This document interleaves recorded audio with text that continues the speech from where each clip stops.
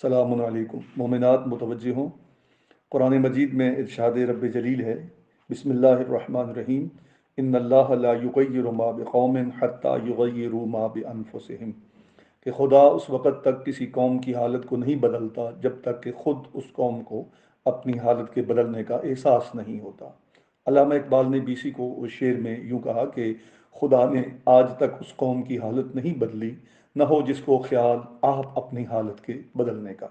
تو یہ جو چینج ہے یہ بطن مادر سے شروع ہوتی ہے، کہ جب بچہ ماں کے بطن میں ہوتا ہے تو ماں کی فیلنگز، اس کی سوچ، اس کا رویہ، اس کا انداز اور اس کی غذا، یہ سب اس بچے پہ اثر انداز ہوتی ہیں۔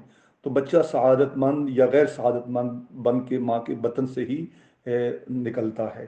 جیسے کہ حدیث ہے کہ السعید من سعد فی بطن امہ والشقی من شقی فی بطن امہ، کہ بچے کی سعادت اور شقاوت کی جڑیں ماں کے پیٹ سے پھوٹتی ہیں۔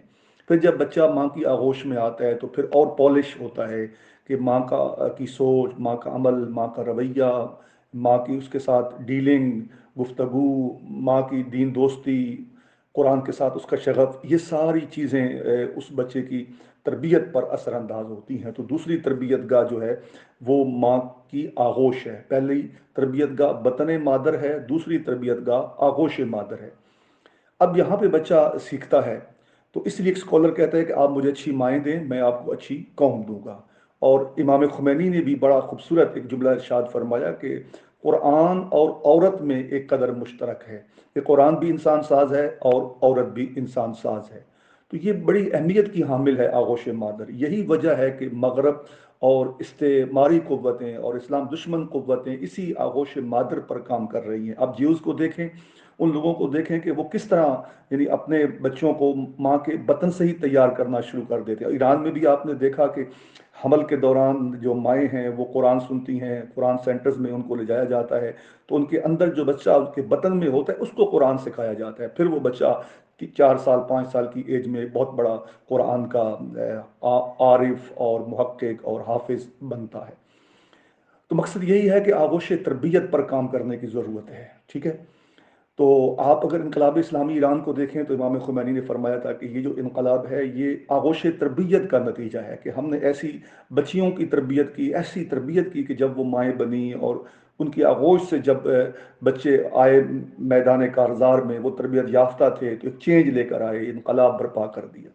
یہ بڑی کاوش تھی مراجع عظام اور علماء کی ایران میں کہ ایک بڑے انقلاب کو لانے میں کامیاب ہوئے، اور وہاں پہ انہوں نے آغوش مادر پہ کام کیا تھا۔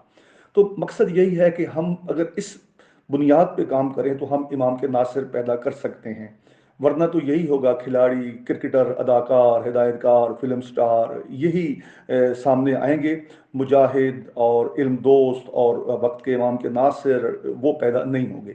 تو اس ضرورت کا احساس کرتے ہوئے ہم نے بچیوں پر کام کرنا شروع کیا ہے۔ ہماری 2 درسگاہیں کام کر رہی ہیں، ایک جامعہ ام الحسنین کے نام سے سیالکوٹ میں اور ایک جامعہ آمنہ بنت الخدا کے نام سے مرری میں۔ تو ہم اپنی بچیوں کو متوجہ کرتے ہیں کہ وہ اس مشن کا حصہ بنیں، اور ایک واٹس ایپ گروپ ہم نے بنایا ہے ناصرات امام المہدی کے نام سے۔